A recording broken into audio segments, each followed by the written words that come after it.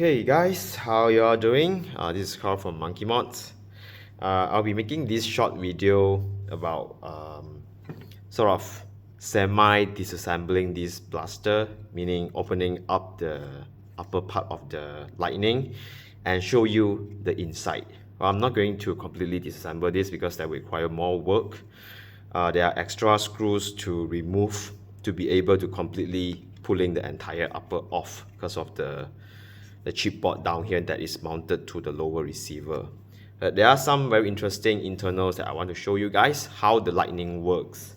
Right, so this will also be helpful if you want to sort of like clean up the darts, the dust from the darts that is accumulated inside. But I'll be frank, you won't be able to fully clean it because as particular this part, you will have to remove the entire the component up there in order to get into these places. Otherwise, some places like here, you can actually just grab something like a brush to just brush it off, dust it off. But anyway, I'll just show you. First, you have to remove this pin here, this pin right here. Yeah, this one, just this pin. So you want to grab a pin punch, suitable size, and then or a hammer or mallet, something equivalent. Right, so let me just try and do this safely. Right here.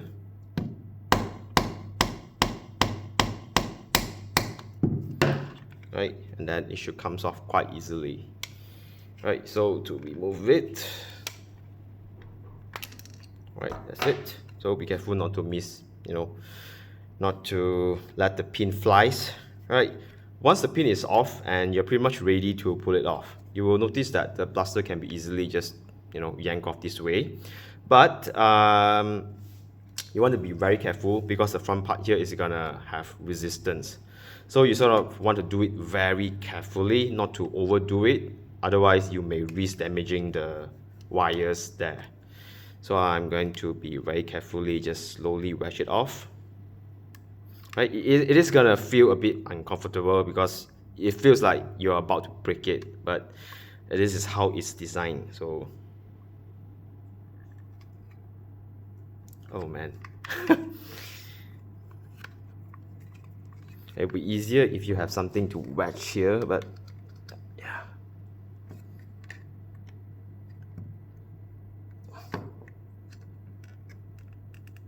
Oh man, this is so difficult. Okay, there we go. Just be very careful because you can see there are cables here that are connected to the chipboard that's mounted to the lower receiver. That is why you don't want to like over pull this thing. But anyway, that's it. Right, let's have a look. Right, let's just carefully remove it. Right, and that's how it looks like. Right, the chipboard there. There's two cable connecting and one white harness, I guess, connected. Right, you don't want to risk damaging them. Right, so let's have a look at the upper slide or the cover. Right, you can see there's the flywheel, aluminum flywheel, and then there's a barrel in front there. Right, so this part, right, this is the light sensor that detects the darts, which is the reason why if you do not have like a bright enough object. Now, I'm going to make a guess. When you insert an empty max, it will allows you to dry fire. It's because it's detecting this this orange color follower piece, right? So, but without any max, it won't fire. So, I'll give you a quick demo on how this thing actually works. So, I'm going to plug in the battery, right? Power it on, right? And then now you can see exclamation mag means there's no mag inserted. So I'm going to try and just throw one of these darts near there. You can see the condition there will change, right? So you can hear it as well probably, right? You see that?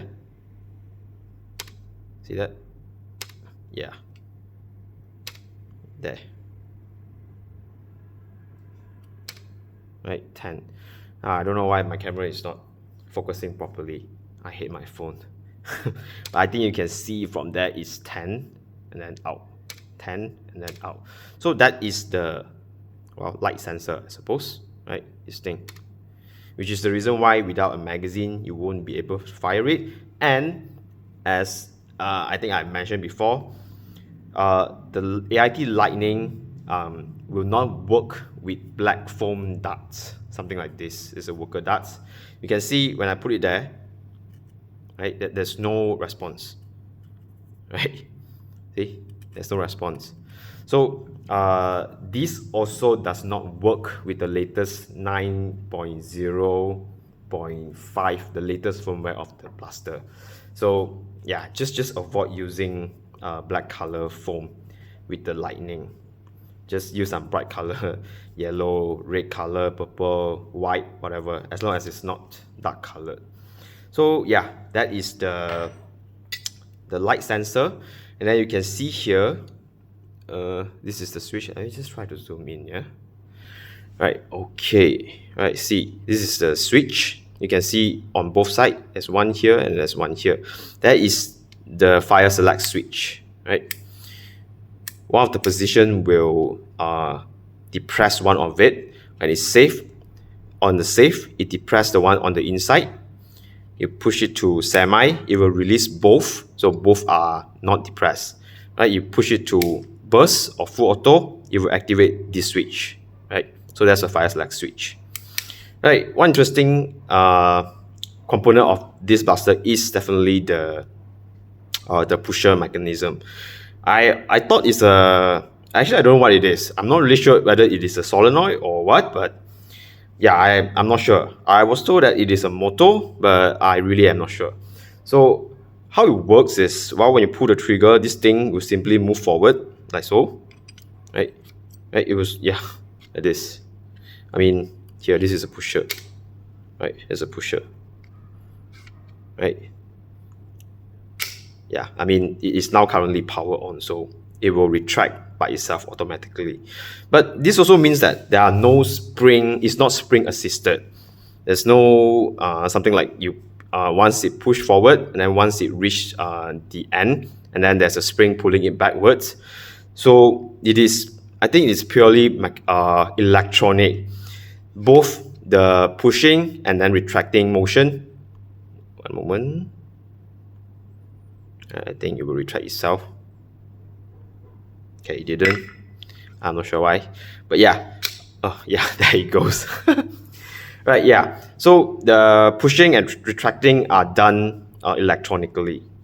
So that is pretty much it, actually. Alright, so now let's take a look at the lower part, particularly the trigger mechanism. Because I really don't know anything about the chipboard, so I can't explain to you what they do.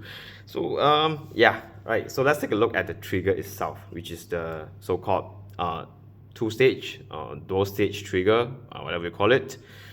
Right. So how it works? Let me zoom in. I think should be good enough. Right. You can see there are two switch located, well, there. Right. There's one here, and then there's one beneath there. You can see there's two pins, right? So if I pull the trigger, should I say the rev trigger, right? So if I just, this piece, the rev trigger, right? So if I just push that, you will see it activates the switch below, right there. So this will rev the flywheel to full speed, right? And then the other one, which is the one at the top here, is the main trigger that will activate the pusher to push the darts into the flywheel cage, right? So rev trigger, sort of like a pre-rev, and then fully depress, right, to activate this switch, right? So I think one of the complaint with this, Lightning Blaster is that the trigger pull or the trigger pull travel distance. I don't know what you call, but yeah, meaning the motion that you need to fully depress the trigger in order the blaster to fire off the darts, you need to push the trigger all the way. So yeah, one of the complaints is that the travel distance is just way too long, so it feels like very sloppy. So I think there probably is a solution for that. You can reduce the travel distance here by, I don't know, man, doing some sort of like a 3D prints design, a redesigned trigger, so that it will reach this switch quicker, right? So one of the way that I can see, let me just zoom in again, right, is that you see on this piece, on this part, which is where it actually comes in contact with the switch, right? Right, like this, right? You probably can sort of like redesign something with a 3D printer, you know, to replace this part, so that it closes up the distance between this part and the switch. So, you know, like the moment you pull it, and then it will depress the switch fully to activate it. Right, at least that's what I think how it works, right? Right, you can see there. So if you sort of like redesign this pre-ref switch, right? So this upper part will have lesser gap between the switch. So the moment, I don't know, like this, then it fully activates the switch already, and then it will fire off. So significantly reduce the trigger pull. Well, just an idea. I'm not really a designer, so I can't really confirm that this is how it will work. But yeah, that is how the trigger works, the so-called two-stage trigger. All right, I'm really sorry about the crappy video quality, but yeah.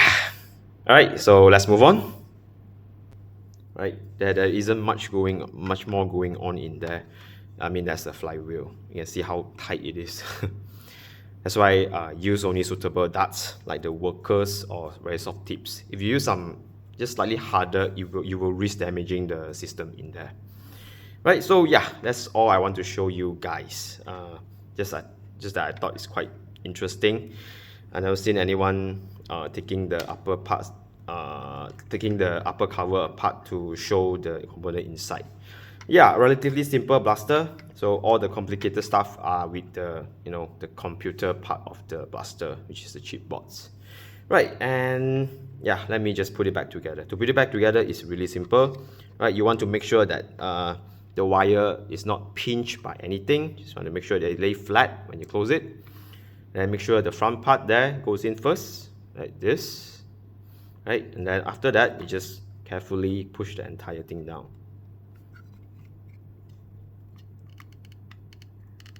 Right, that's it. After that, align the pinhole and then just simply insert it. Right, and then tap it in carefully.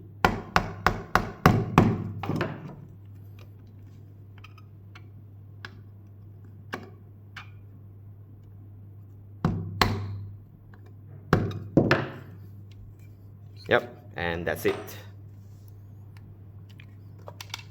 Let me just show you, for good measure, black color darts. Right, cannot fire. It won't even detect it.